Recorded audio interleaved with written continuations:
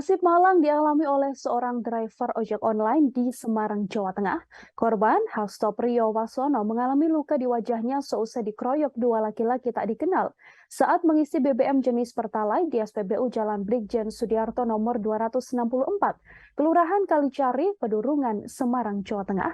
Kapolsek Pedurungan, Kompol Dina Novitasari mengatakan, kejadian tersebut berlangsung pada Sabtu 24 September sekira pukul 16 waktu Indonesia Barat. Pengeroyokan terjadi saat korban hendak mengisi BBM di pompa nomor 5.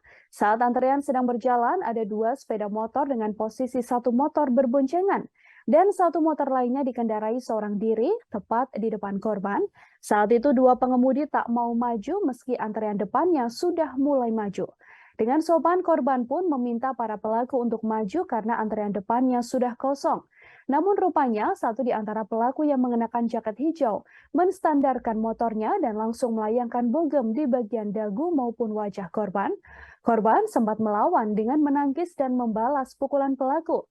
Tak lama kemudian rekan pelaku yang mengenakan jaket hitam justru ikut memukuli korban dengan menggunakan helm hingga mengenai muka serta bagian tubuh yang lainnya.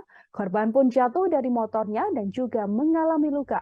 Korban yang sempat tak sadarkan diri ini langsung dirujuk ke rumah sakit. Setelahnya, ia pun membuat laporan ke pihak kepolisian di Polsek Pedurungan.